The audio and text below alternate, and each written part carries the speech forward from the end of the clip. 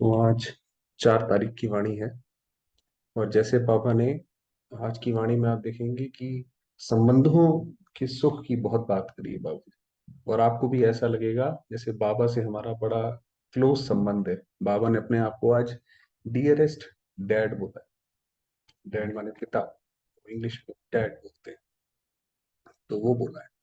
तो बाबा कह रहे हैं, मीठे बच्चे, बाप से सर्व संबंधों का सुख लेना। माना बाबा से ही हमारे सारे संबंध, कोई भी संबंध हमारा बाहर ना हो। क्योंकि अगर बाहर रहेगा तो उस संबंध से माया आएगी और दुखी करेगी। तो और सबसे बुद्धि की प्रीत निकाल, मामे कम याद करो। तो इसीलिए गीता में भी आता है कि तू सारे धर्म छोड़, एक मेरी शरण में आ, सिर्फ मुझे याद कर। यही मंजिल है। यही अर्जुन की भी आखिरी अध्याय में यही था। हम भी अर्जुन है तो हमारी भी यही मंजिल है। प्रश्न है, तुम बच्चे इस समय कौन सा अच्छा कर्म करते हो जिसके रिटर्न में साहूकार बन जाते हो। तो आपको पता है कि बाबा ने बताया हुआ है कि हर एक आत्मा को उसके कर्मों के अनुसार उसको फल मिलता है। तो अगला जन्म उसका कैसा होगा, कौन से घर में वो जाके जन्म लेगी, कैसे माता पिता होंगे, वो उसके पिछले जो जीवन है उसमें उसने कैसे कर्म किए हैं, उसके हिसाब से बता। तो बाबा कह रहे हैं सबसे अच्छे से अच्छा कर्म है, क्योंकि शिव बाबा अच्छे से अच्छा कर्म बताएगा, ज्ञान रत्नों का दान देना। जैसे एक दान तो बहुत अलग तरह का होता है, किसी को अन्न का दान, कुछ दान। तो बाबा ने कहा सबसे बड़ा दान है ज्ञान रत्नों का दान। यह अविनाशी ज्ञान खजाना ही ट्रांसफर हो, 21 जन्मों के लिए विनाशी धन बन जाओ। तो यही जो हमें ज्ञान जितना समझ आ रहा है, यही जैसे बाद में रत्न बन जाएंगे। इससे ही मालामाल बन जाते हैं। जो जितना ज्ञान रत्नों को धारण कर दूसरों को धारण कराते हैं, उतना साहूकार होते हैं। तो जितना जितना हम जैसे निमित्त बनते हैं, कराने वाला तो शिव बाबा है, तो दूसरे जितना ज्ञान धारण करते हैं उतना साहूकार। अविनाशी ज्ञान रत्नों का दान करना, यही है सर्वोत्तम से। इसीलिए जब वो युद्ध के लिए जब वो श्री कृष्ण के पास जाते हैं, तो श्री कृष्ण ने बोला मैं सिर्फ ज्ञान दूं, मेरा सिर्फ महाभारत में ज्ञान हो। तो ज्ञान ही क्योंकि सबसे बड़ी सेवा है। ओम शांति। शिव बाबा अपने सालिग्राम बच्चों को समझाते हैं। अब देखिए बाबा जैसे मुरली की शुरुआत करते हैं, तो कैसे करते हैं कि आपको पता है शिव के आसपास जो छोटी छोटी मूर्तियां होती हैं शिवलिंग के पास, उनको सालिग्राम कहते हैं। तो वो सारे बच्चे हम हैं। शिव बाबा अपने सालिग्राम बच्चों को समझाते हैं, ये है परमात्मा का अपने बच्चों आत्माओं प्रति ज्ञान। जैसे बाप जो है हमारा पिता है, तो उसके वैसे हमें देख रहा है। आत्मा आत्मा को ज्ञान नहीं देती।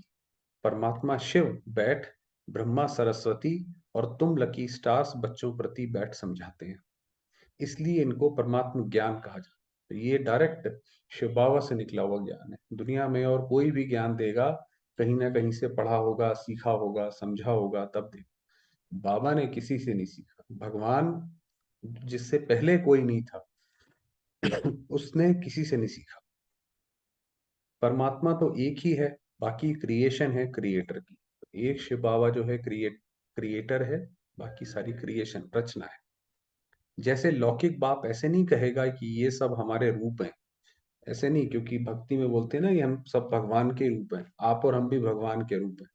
तो ये तो कोई बात नहीं। कोई बाप कभी ये थोड़ी कहता है कि मेरे सारे रूप हैं, नहीं। कहेगा ये हमारी रचना है। कोई कहेगा ये हमारी रचना है, हमने इनको रचा है, ये हमारा पुत्र पौत्री जो भी है। तो उसी तरीके से तो ये रूहानी बाप है जिसे भी पार्ट मिला हुआ है, तो वो भी रचता है। वही मुख्य एक्टर, क्रिएटर और डायरेक्टर है। आत्मा को क्रिएटर नहीं कहेंगे। आत्मा जो है वो क्रिएटर नहीं है, एक सिर्फ शिव बाबा क्रिएटर है। परमात्मा के लिए कहा जाता है तुम्हारी गतमत तुम ही जानो। वे कहते ही हैं कि प्रभु की लीला अपरंपार है। तो वो अपनी वो गति और मति, उनकी मत क्या है और वो गति कैसे देते हैं, वो खुद ही जानते हैं। उन सब गुरुओं की तो अपनी अपनी अलग अलग मत है। इसलिए परमात्मा आकर एक मत देते हैं, वह है मोस्ट बिलीवेड, सबसे ज्यादा प्यारा। उस एक के साथ बुद्धि योग लगाना है। और जिनके भी साथ तुम्हारी प्रीत है वह सब धोखा देने वाले। बाकी मनुष्यों के साथ अगर हमारी कहीं पे भी प्रीत है, तो समझो आज नहीं तो कल तो धोखा मिलेगा ही, क्योंकि हर एक आत्मा नीचे गिर रही है, पतित बनती जा रही है दिनों दिन। तो वो आज नहीं तो कल धोखा देगी। इसलिए उन सबसे बुद्धि निकालनी है। मान लो धोखा नहीं भी देगी तो शरीर तो छोड़ेगी ना, तो शरीर छोड़ेगी तो फिर तो हम अकेले रह जाएंगे ना। तो मैं तुमको सब संबंधों का सुख दूंगा, बाबा ने कहा। इसीलिए आप देखिए, केवल एक सनातन हिंदू धर्म ही है या देवी देवता धर्म ही है जिसके अंदर भगवान के साथ सारे संबंध दिखाए। वही भी श्री कृष्ण, उनकी माँ भी दिखाई है, उनको फिर गोपियों के साथ रास भी दिखाया है, उनके सारे संबंध मित्र भी दिखाए हैं, सब दिखाए हैं। बाकी धर्मों में ऐसा नहीं है। बाकी धर्मों में तो गॉड को पिता या मालिक कह के बस याद करते हैं, संबंधों और संबंधों की बात नहीं है। तो बाबा ने कहा मैं तुमको सब संबंधों का सुख दूंगा, सिर्फ मामेकम, ये है मंजिल। तो एक हम बाबा की याद में रहें। तो बाबा ने कहा जितने भी आपको संबंध आत्मा को चाहिए वो सब देगा बाबा। मैं सबका डियरेस्ट डैड भी हूँ, वही जो हमने बात करी कि बाबा ने कहा मैं सबका प्यारा पिता भी हूँ, टीचर भी हूँ, गुरु भी हूँ। तुम समझते हो उस द्वारा हमको जीवन मुक्ति मिलती है। यही अविनाशी ज्ञान खजाना है। ये खजाना ट्रांसफर हो फिर 21 जन्म के लिए विनाशी धन बन जाता है। अभी हम जो ज्ञान ले रहे हैं, तो बाबा ने कहा ये तो अविनाशी ज्ञान है, ये विनाश नहीं होता, ये आपका अगले जन्म में भी चलेगा। 21 जन्म हम बहुत माला माल हो जाते हैं, राजाओं का राजा बनते हैं। इस अविनाशी धन का दान करना है। तो ये जो ज्ञान हमें मिला, जिससे हमारा जीवन परिवर्तित हुआ, हमारे मन में शांति आई, उसको जितना दान करेंगे औरों का भी भला होगा, तो फिर राजाओं का राजा बनेंगे। आगे तो विनाशी धन दान करते थे। विनाशी धन मानो रुपया पैसा। तो अल्पकाल क्षण भंगुर सुख दूसरे जन्म में मिलता था। माना किसी ने अगर दान किया तो अगला जो जन्म होगा वो उसका बहुत अच्छा होगा, वो जरूर किसी साहूकार के यहाँ जन्म लेगा। फिर कहा जाता है पास्ट जन्म में कुछ दान पुण्य किया है, भाई कोई बच्चा पैदा होता है, किसी अच्छे घर में पैदा होता है या किसी के साथ कुछ अच्छा होता है, कहते हैं भाई इसने बड़ा दान पुण्य किया होगा पुराने जन्म, जिसका फल मिला है। वह फल एक जन्म का ही मिलता है। जन्म जन्म जन्मांतर की प्रारब्ध नहीं कहेंगे। वो जो हम पहले जो हम दान करते थे उसका तो सिर्फ एक जन्म मिला, अगले जन्म खत्म, फिर अगले जन्म के लिए मेहनत करो। मगर बाबा के लिए हमने अगर एक बार किया, इस यज्ञ में कुछ स्वाहा किया, तो वो 21 जन्म चलेगा। हम जो अब करेंगे उसकी प्रारब्ध हमको जन्म जन्मांतर मिलेगी। क्योंकि ये ऐसा नहीं है कि ये बार बार ये लॉटरी खुलेगी और हर हर थोड़ी समय के बाद बाबा आएगा, ऐसा तो है नहीं। बाबा तो सिर्फ एक ही बार आता है। तो अब ये है अनेक जन्मों की बाजी। परमात्मा से बेहद का वर्षा लेना है। सबसे अच्छा कर्म है अविनाशी ज्ञान खजाना दान कर। किसी को आपने ज्ञान सुनाया और उसका जीवन ही जैसे पलट दिया। भाई आप बाकी कोई भी और दान करोगे वो थोड़े समय काम करेगा। किसी को आपने खाना खिला दिया, शाम तक उसे फिर भूख लगाएगी। किसी की आपने इलाज करा दिया, तो फिर थोड़े समय के बाद उसकी आदतें तो बदली नहीं, फिर दोबारा से वो बीमार पड़ जाएगा। तो जितना धारण कर औरों को कराएंगे उतना खुद भी साहूकार बनेंगे, औरों को भी बनाएंगे। तो ये है सर्वोत्तम सेवा, जिससे सदगति होती। ये है सबसे बड़ी सेवा। देवताओं की रस्म रिवाज देखो, कैसे संपूर्ण निर्विकारी अहिंसा परमो धर्म। देवताओं को आप देखिए, देखिए उनके जितने भी अलंकार है, या तो हंस पे सवारी दिखाएंगे या हाथ में कमल फूल समान दिखाएंगे, माना अहिंसक, निर्विकारी। प्यूरिफिकेशन सत्युग त्रेता में ही रहती है। देवताएं ही बहिष्ठ में रहने वाले हैं, उन्हीं को ही ऊंच गाते हैं। तो वही देवता जो हैं, जो वहां पे रहने लायक हैं, जिनके अंदर ऐसे संस्कार हैं, वही स्वर्ग में रहते हैं। जो सूर्यवंशी सतयुग में बनते हैं वही संपूर्ण है, फिर थोड़ी खाद पड़ जाती है। तो जो सतयुग में सबसे पहले आते हैं वो संपूर्ण है। उसके बाद तो जो आते जाते हैं, हर एक के अंदर थोड़ी थोड़ी थोड़ी थोड़ी कमी है, खाद पड़ जाती है। अब तुम समझते हो देवताएं किस बहिष्ठ के निवासी हैं, तो अब हमें पता पड़ गया। पहले तो हम सोचते थे, जैसे टीवी में दिखाते थे, कि कहीं ऊपर कोई इंद्र सभा लगती है, वहां पे सारे देवताएं हैं, या इधर से उधर जाते रहते हैं, करते रहते हैं। अब समझ आया ये तो यहाँ की बात है, ये स्वर्ग यही दुनिया होगी। वैकुंठ है वंडरफुल दुनिया, वहां दूसरे धर्म वाले जा नहीं सकेंगे, तो वहां पे और कोई धर्म नहीं जा सकता। यह है सब धर्मों को रचने वाला ऊंचे ते ऊंचा भागवत है। ये देवता धर्म कोई ब्रह्मा नहीं स्थापन करते हैं, ये ब्रह्मा बाबा नहीं स्थापन कर रहे हैं। यह तो कहते हैं मैं इम्प्योर था। अब आप देखिए कितनी बड़ी बात, कि दुनिया में लोग कहते हैं, जो गुरु होते हैं वो कहते हैं हम भगवान का अवतार है, और बाबा कहते हैं मैं तो पहले इम्प्योर था। मेरे में ज्ञान कहाँ से आया? आपको पता है बाबा ने तो पहले शादी करी थी, बाबा के तो बच्चे थे, सब कुछ था। तो बाबा ने कहा मैं भी ज्ञान से पहले इम्प्योर था, बाद में प्योर बना। और सब प्योर सोल्स ऊपर से आती हैं अपना धर्म स्थापन करने। तो धर्म स्थापना कैसे होती है? ऊपर से एक पवित्र आत्मा दूसरे के शरीर में आती है। इसीलिए आप देखिए, जिसने भी धर्म स्थापन किया वो अनायास एकदम से किया। चाहे वो जीसस का था, चाहे गुरु नानक का था, सबने अनायास किया। तो बाबा ने कहा वो तो प्योर सोल ऊपर से आती है, वो करती है। मैं तो कोई प्योर था नहीं, तो मैं कैसे स्थापन करूंगा? यहाँ तो परमात्मा धर्म स्थापन करते हैं। तो ये ब्रह्मा बाबा नहीं करते हैं, डायरेक्ट शिव बाबा स्थापन कर रहे हैं। जब इसमें आते हैं तब इनका नाम ब्रह्मा रखते हैं। कहा जाता है ब्रह्मा देवताय नमः, विष्णु देवताय नमः, और आखिर में कहते हैं शिव परमात्माय नमः। अब प्रश्न उठता है, इन देवताओं से मनुष्य सृष्टि रची गई क्या? नहीं। परमात्मा कहते हैं मैं जिस साधारण तन में आता हूं उसका नाम ब्रह्मा पड़ता है। ब्रह्मा सबसे बड़ी माँ, वह सूक्ष्म ब्रह्मा है। जो सूक्ष्म वतन में जब हम जाते हैं, अब योग लगाते हैं, तो बाबा ने कहा वो सूक्ष्म वतन का ब्रह्मा है। तो दो ब्रह्मा हो गए, एक सूक्ष्म वतन वाला, और बाबा जब नीचे थे तो एक वो। अब तो खैर नीचे वाले बाबा भी सूक्ष्म वतन चले गए, तो एक ही रह गया। इनका ब्रह्मा नाम रखा गया है क्योंकि कहते हैं साधारण तन में आता हूँ, ब्रह्मा के मुख कमल से ब्राह्मण रचता हूँ। इसीलिए ब्राह्मण कहते हैं भाई कहाँ से पैदा हुए? ब्रह्मा के मुख से पैदा हुआ, ऐसे ऐसे शास्त्रों में बताते हैं। तो मुख से कोई पैदा हुआ, ऐसे थोड़ी कि क्या कहते हैं मुख से कोई बच्चा पैदा हो सकता है। मुख से बाबा ने जैसे अडॉप्ट किया, वो मतलब है। आदि देव से ह्यूमैनिटी रची गई। आपको पता है अलग अलग धर्मों में कहते हैं कि भाई पहले एडम और बीवी, या सबसे पहले दो लोग थे, अलग अलग धर्मों में आता है। उनसे फिर ये पूरी सृष्टि रची गई। तो आदि देव से ह्यूमैनिटी रची गई। ये हुआ ह्यूमैनिटी का पहला बाबा। ये जो है ये आदि देव ब्रह्मा है, ये पहला बाबा है। फिर वृद्धि होती जाती है, फिर वहां से वृद्धि होती है। आप देखेंगे हर एक धर्म का जो वास्तव में अगर उसकी समझ है, आप देखेंगे वो है सारी एक ही, मगर हर एक ने अपनी तरफ से समझ समझ के कर करके उसको कुछ का कुछ कर दिया। भाई बाबा ने बोला, जैसे एक धर्म में आपको पता है उसमें कपड़े ही नहीं पहनते हैं, तो बाबा ने बोला बच्चे तुम अशरीरी आए थे, माना अपने को आत्मा समझो। उन्होंने कपड़े ही पहनने बंद कर दिए कि अशरीरी का मतलब होता है कि कपड़े ही नहीं पहनो। तो ये सब गड़बड़ झाला हो गया। तो अब तुमको राजाओं का राजा बनाते हैं, परंतु बनेंगे तब जब देह सहित देह के सब संबंधों से नाता तोड़ेंगे। तोड़ेंगे माना बुद्धि से उनसे लगाव हटा दो। बाकी जो सेवा उनकी जो करनी है, जो कर्तव्य करना है वो पूरा करो, मगर लगाव से उससे नहीं। बाबा मैं तुम्हारा ही हूं बस। तो बाबा ने कहा ऐसे हमारी बुद्धि में रहे कि हम तो बस बाबा के हैं। ये तो निश्चय है हम सो प्रिंस बनते हैं। चतुर्भुज का साक्षात्कार होता है ना, विष्णु चतुर्भुज का साक्षात्कार होता है, वह है ही युगल। तो विष्णु क्या है? विष्णु वास्तव में जो स्वरूप है कि वहां पे लक्ष्मी नारायण बराबर है। ऐसा नहीं है कि लक्ष्मी जी ऊपर है या अ, जो है नारायण ऊपर है। वो दोनों बराबर है, दोनों का कंबाइंड स्वरूप है विष्णु चतुर्भुज। चित्रों में ब्रह्मा को 10-20 भुजाएं दिखाते हैं। काली को कितनी भुजाएं दी हैं? इतनी बाहों वाली चीज तो होती नहीं। अब वही बात है कि जो भी भक्ति में चित्र बनाए, वो जैसे कि कोई चीज दर्शाने के लिए बनाए, और लोगों ने सोचा इनकी इतनी सारी बाहें हैं।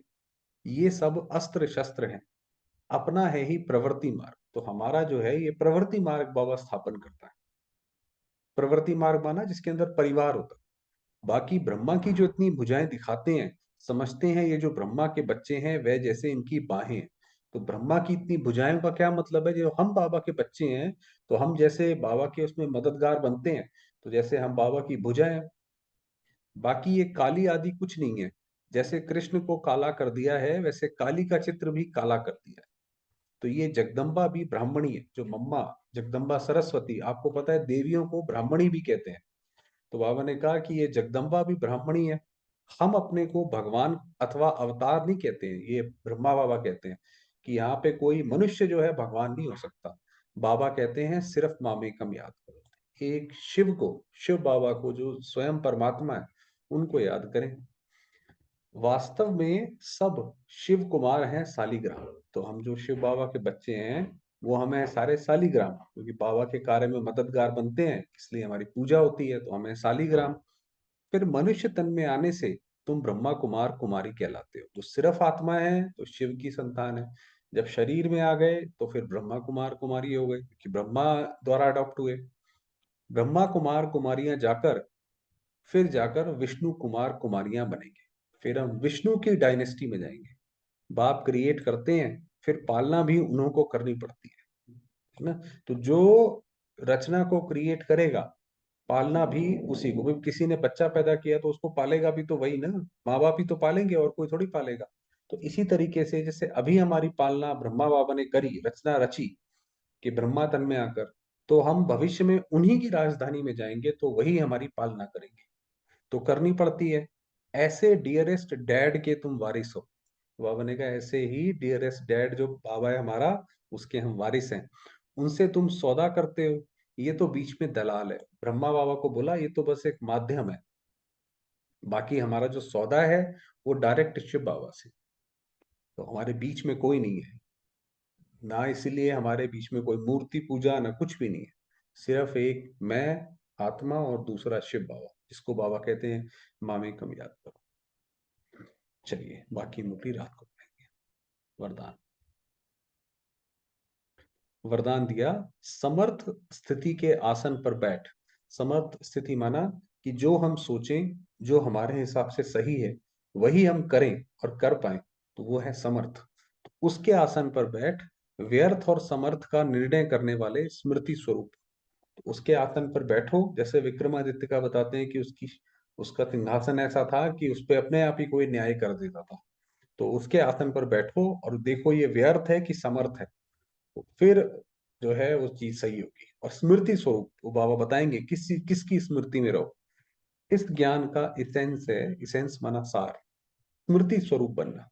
तो ये पूरा ज्ञान का जो है सार है कि अपने आप को उस स्मृति में टिका दो कि मैं कौन सी आत्मा हूं। हर कार्य करने से पहले इस वरदान द्वारा समर्थ स्थिति के आसन पर बैठ निर्णय करो। कोई भी आप काम करने वाले हैं, चाहे इंपॉर्टेंट है चाहे साधारण है, तो पहले देखो मैं कौन सी आत्मा हूं। मैं शिव बाबा की डायरेक्ट आत्मा हूं, आदि देव की डायरेक्ट संतान हूं। तो बाबा ने कहा उस पर बैठकर निर्णय करो ये व्यर्थ है व समर्थ है, फिर कर्म में आओ। तो ये आपको पता है जो हम अभी बात कर रहे हैं या करने वाले हैं, ये व्यर्थ बात है, इससे कुछ निकलेगा नहीं, और ही दुखी हो जाएंगे, किसी का फायदा नहीं होगा, तो मत करो उसको। कर्म करने के बाद फिर चेक करो कि कर्म का आदि मध्य अंत तीनों काल समर्थ रहा। वही करने के बाद आप देखो कि वो कर्म वैसे ही हुआ जैसा आप करना चाहते थे, या सोचा 100%, बोला 70% और करा सिर्फ 10% ही, ऐसा तो नहीं। ये समर्थ स्थिति का आसन ही हंस आसन है। तो ये जो हम उस पे बैठे हों अपने ही नशे में कि हमारे साथ कौन है, तो वो जैसे हंस का आसन है। इसकी विशेषता ही है निर्णय शक्ति। निर्णय शक्ति द्वारा सदा ही मर्यादा पुरुषोत्तम स्थिति में आगे बढ़ते जाए। तो भाई जब हमारी बुद्धि इतनी अच्छी है, दिव्य है, वो हर जगह सही जजमेंट दे रही है, तो हम अपने आप ही मर्यादा पुरुषोत्तम बन जाएंगे, जो कल का भी वरदान था। स्लोगन है, अनेक प्रकार के मानसिक रोगों। आपको पता है मानसिक रोग की किसी के पास कोई इलाज नहीं है। जो डॉक्टर्स हैं, साइकियाट्रिस्ट हैं, वो ज्यादा से ज्यादा दवाई दे सकते हैं जिससे थोड़ी देर के लिए दिमाग जो है वो शांत हो जाए। बाकी वो दवाई का असर खत्म होता है तो फिर दोबारा हो जाती है। तो बाबा ने कहा उनसे दूर भगाने का साधन क्या है। अनेक प्रकार के मानसिक रोगों को दूर भगाने का साधन है साइलेंस की शक्ति। कि हम जब चाहें, जितने समय के लिए चाहें, अपने मन को शांत कर सकते। साइलेंस, बिल्कुल उसमें टिका दें। चलिए थोड़ी देर बाबा को याद करें।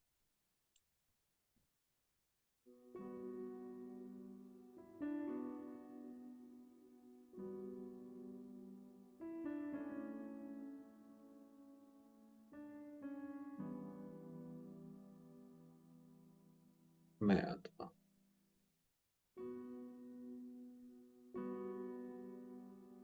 ज्योतिर्बिंदु निराकार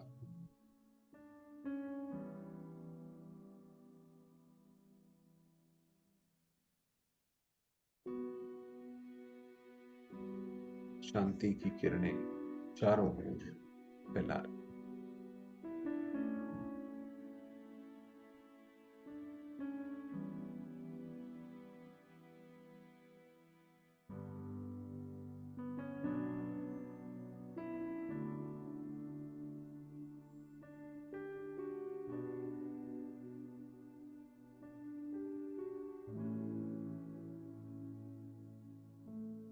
निराकार ज्योतिर्बिंदु शिव बाबा।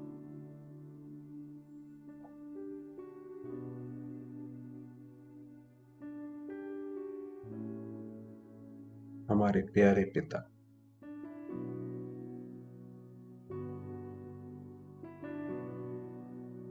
जो कि परम धाम के निवासी हैं,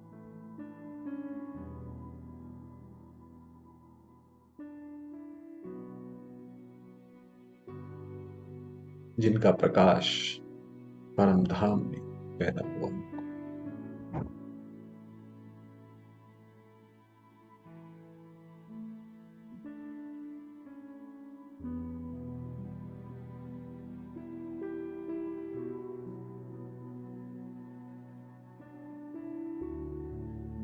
मैं आत्मा भी बाबा के स्नेह में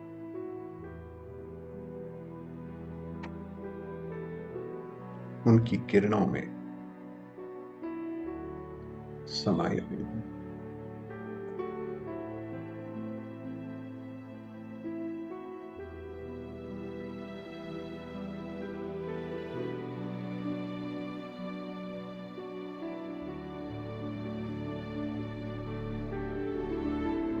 परमात्मा स्नेह को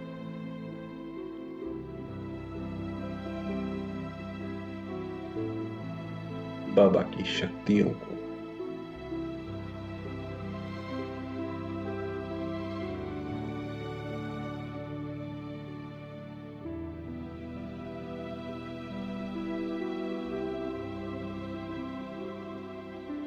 स्वयं में समाती जाती।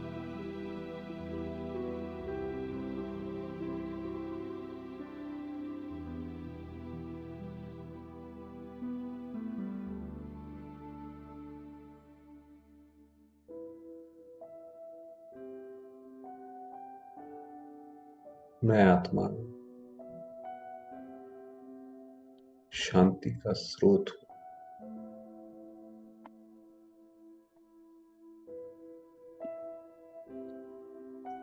शांति का चंद्रमा हूं।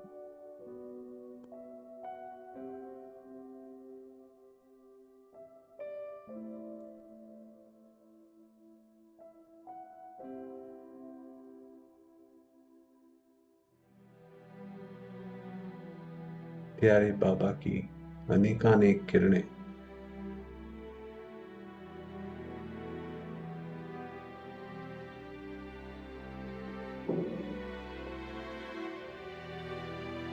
मुझ आत्मा पर पड़कर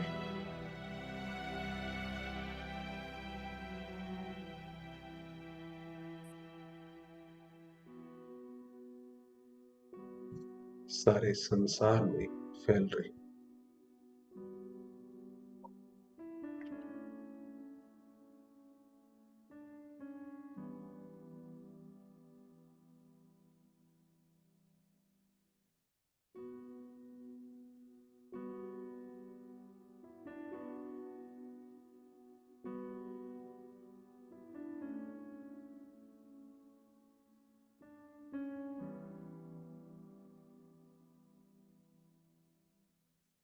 सर्वात्माएं परमात्मा शांति को अनुभव कर।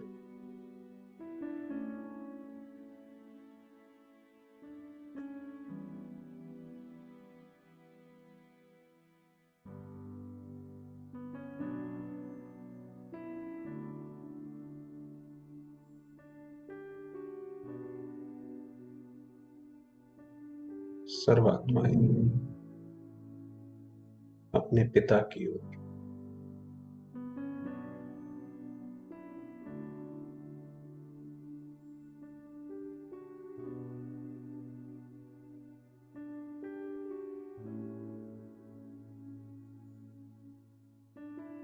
मैं आत्मा शिव शक्ति बाबा के साथ कंबाइंड हूं।